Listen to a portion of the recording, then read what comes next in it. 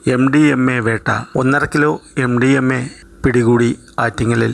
തിരുവനന്തപുരം കല്ലമ്പലം മാവിൻമൂട് വലിയകാവ് സ്വദേശികളിൽ നിന്നാണ് MDMA പിടികൂടിയത്. 4 പേർ ഡാൻസ് ഓഫിൻ്റെ പിടിയിലായിട്ടുണ്ട്.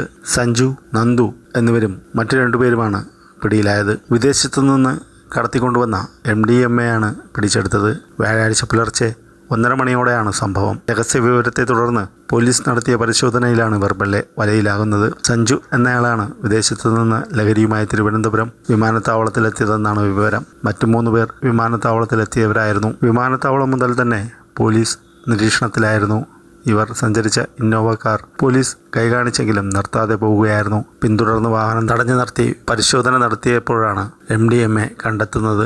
ഈന്തപ്പഴം പൊതിഞ്ഞു കൊണ്ടുവന്ന ബാഗിനുള്ളിലാണ് MDMA സൂക്ഷിച്ചിരുന്നത്. പിടിയിലായ പ്രതികൾ അടുത്തിടെ വിദേശ സന്ദർശനം നടത്തിയിരുന്നു. സഞ്ജു ഈ മാസം ആദ്യ ആഴ്ചയും നന്ദു കഴിഞ്ഞ മാസവുമാണ് വിദേശത്തേക്ക് പോയത്. കസ്റ്റംസിന്റെ കയ്യിൽപ്പെടാതെ ലഹരി എങ്ങനെ പുറത്തെത്തിച്ചു എന്നതിലടക്കം സംശയം ഉയരുന്നുണ്ട്.